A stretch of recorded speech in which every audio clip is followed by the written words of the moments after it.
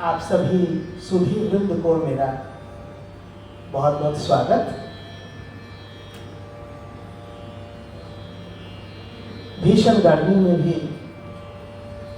आप घर से निकल करके यहाँ तक आ रहे हैं, ये संगीत की ही ताकत है और संगीत के प्रति आपका निश्चल निष्काम प्रेम है। आज इसी प्रेम की हमारे यहाँ पे संगीत के प्रति इसी प्रेम की बहुत ज़रूरत है। जैसा कि हम देखते हैं कि अनेकों संगीत सभाएं होती है, लेकिन किसी न किसी पर्पस को सामने रख करके होता है। जैसे किसी के जन्म दिवस पर हो रहा हो तो वहाँ संगीत है, लेकिन गौण है, पहले जन्म दिवस है। किसी की पुण्यतिथि पर हो रहा हो, किसी आयोजन के सेमिनार, किसी और भी कोई आयोजन हो रहा हो, उसके साथ में लगा हुए संगीत का आयोजन होता है। मंदिरों में होता है, मंदिरों के श्रृंगार के अवसर पर होता है। मैं स्वयं भी सामने दुर्गा मंदिर में आके गाता ही हूँ, हर वर्ष गाता हूँ, पिछले 40 साल से गा रहा हूँ। लेकिन कोई ना कोई एक और पर्पस होता है उसके साथ जुड़ा हुआ। तो कहीं ना कहीं से मुझे लगता है कि संगीत को एक नंबर, उसको पहला स्थान देते हुए आयोजन होना चाहिए। तो आज का ये कार्यक्रम शिल्पायन का ऐसा ही है। कई आयोजन ऐसे होते हैं, ये आयोजन वैसा ही है जिसमें और कोई भी पर्पस नहीं है, ना किसी का जन्मदिवस, ना किसी की स्मृति, ना कोई त्योहार कि आज ये त्योहार इसलिए कर रहे हैं। बस आज कोई भी कारण है तो वो सिर्फ और सिर्फ संगीत के प्रति हम लोग निश्चल रूप से एक प्रेम के वजह से बैठे हुए हैं। और जब प्रेम की बात होती है तो प्रेम के भगवान हैं भगवान श्री कृष्ण। श्री कृष्ण ने हमारे मानवता को प्रेम दिया। मर्यादा किसी ने दी होगी, राम ने। किसी ने हमें कैसे जीवन जीना है, जीवन दर्शन सिखाया होगा, लेकिन जो प्रेम सिखाया जिन्होंने, आज उसी प्रेम को आज हम यहाँ पे स्मरण कर पा रहे हैं संगीत की वजह से। और शायद इसीलिए हमारे बीच में वृंदावन से पधारी है, उसी कृष्ण के स्थान से वृंदावन, श्रीमती आस्था गोस्वामी, जिसको आप लोग जानते हैं, जिनको आप लोग जानते हैं बहुत अच्छी तरह से। हम जिसको इसलिए बोलूँगा क्योंकि मेरे लिए छोटी है, तो मैं इसको जिसको ही बोलूँगा ना, गलती मेरी है।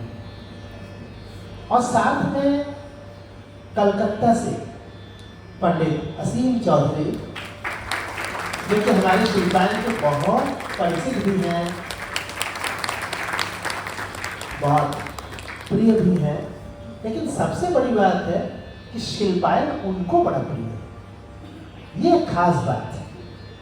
शिल्पायन की हर छोटी बड़ी गतिविधियां उनकी आंखों से नज़रअंदाज नहीं हो पाती हैं, ज़रूर गुजरती हैं। उसके बारे में वो समय निकाल ही लेते हैं, भले ही वो बनारस से काफ़ी दूर कलकत्ता में, इसके बावजूद आज कोलकाता से आकर के ये थोड़ा तुम लोग गाते हुए देखो, जिससे फोटो में अच्छा आ जाए।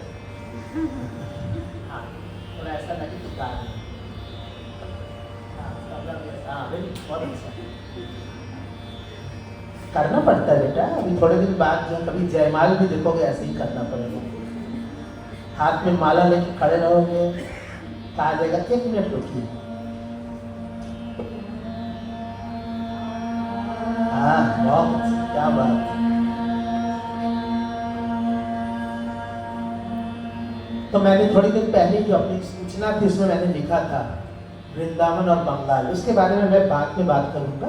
फिलहाल आज के कार्यक्रम में एक विशेष बात रखी गई है, विशेष कार्यक्रम रखा गया है, जो है संस्कृत पदों का गायन। हमारी देव भाषा में बहुत ताकत है और संगीत के साथ इसका जुड़ाव हर पहलू में, हर आयाम में है। चाहे वो संगीत का शास्त्र हो, चाहे संगीत का प्रयोग हो, संस्कृत के साथ इसका बहुत जबरदस्त संबंध रहता है। तो 2007 की बात है, 2007 यानी लगभग 18 वर्ष पहले, आप 20 वर्ष मान सकते हो। एक कार्यक्रम तुलसी घाट पर हुआ था, वही किसी की स्मृति में था, पहली पुण्यतिथि पंडित आशुतोष कविराज जी का, आशुतोष भट्टाचार्य जी, उनकी पहली पुण्यतिथि में हम लोगों ने कार्यक्रम किया। तो हम लोग को कहा गया कि क्या आप संस्कृत के पदों का गायन तैयार करा सकते हैं, और हम लोगों ने करीब करीब 45 मिनट से भी अधिक, उस समय हमारे जो विद्यार्थी थे, उस समय विद्यार्थी शिल्पायन के दल इतने नहीं थे, शायद 2007 से पहले की बात है।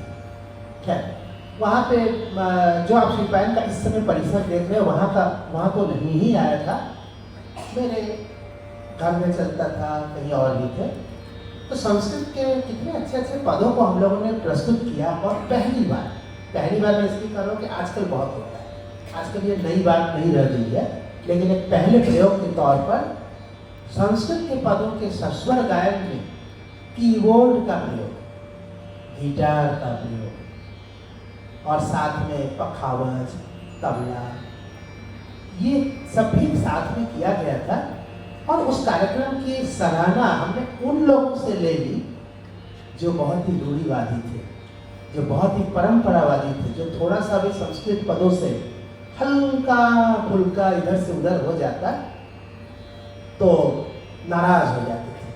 लेकिन हम लोगों ने बड़ी बारीकी के साथ उनको कोई भी मौका दिए बिना कि वो हमारे ऊपर उंगली भी उठा सके। पहले से ही उनकी भ्रिकुटियाँ तनी हुई थी, सामने बड़े बड़े विद्वान बैठे हुए थे संस्कृत के। और तुलसी घाट पे, ऐसा कि आप जानते हैं कि सांगीतिक गतिविधि थोड़ी अलग प्रकार की होती है, वहाँ पे जुटते हैं लोग, क्योंकि तुलसी घाट तुलसीदास जी का वो अखाड़ा, तुलसीदास जी का अखाड़ा बहुत प्रसिद्ध है, साहित्य का केंद्र रहा है एक समय।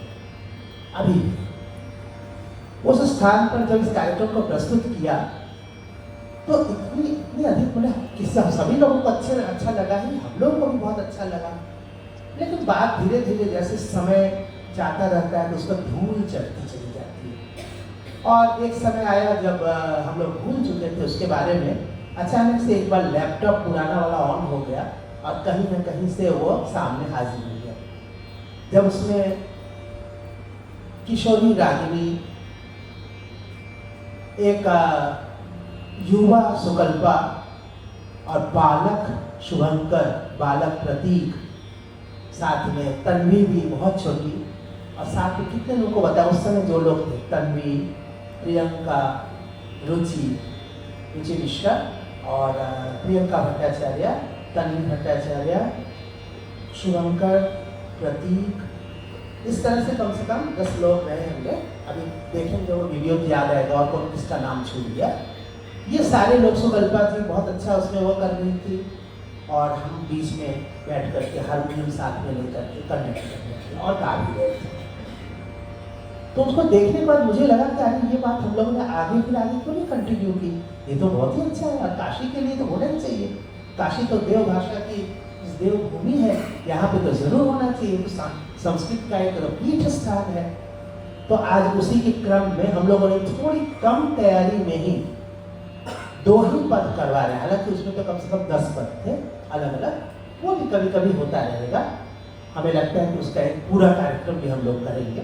फिलहाल आज होने जा रहा है शिवाष्टकम, नमामि शमीशान निर्वाण रूपम विभुम व्यापकम ब्रह्म वेद स्वरूपम निजम निर्गुणम। आप कुछ जानते हैं, आगे आप सुनिए। और इसके बाद अगर हम काशी में बैठे हैं और माँ गंगा का स्मरण नहीं करते हैं तो अधूरे रह जाते हैं। तो हम शंकराचार्य की गंगा स्तुति को भी गाएंगे शिल्पायन के विद्यार्थियों के माध्यम से। तो चलिए आपको इंट्रोड्यूस करते हैं। सबसे पहले उधर से शुरू करते हैं। रिधिमा गुप्ता, ईशाना चौरसिया, प्रज्ञा गुप्ता, शिवजी भट्टाचार्य, हंसिका कोपिसेट्टी, आशीष बत्रा, इशिता चौबे और जागृति पाठक। तबले पर साथ दे रहे हैं श्री वेदांत सिंह। श्री नहीं कहना चाहिए, श्री तो उन्हें कहा जाता है जिसके पास और कोई टाइटल ना हो। किसी ने अगर पीएचडी किया है तो उसको डॉक्टर ही बोलेंगे, या कोई मेडिकल में है तो उसको भी डॉक्टर बोलेंगे। तो इनको हम लोग कह सकते हैं कि इंजीनियर वेदांत सिंह।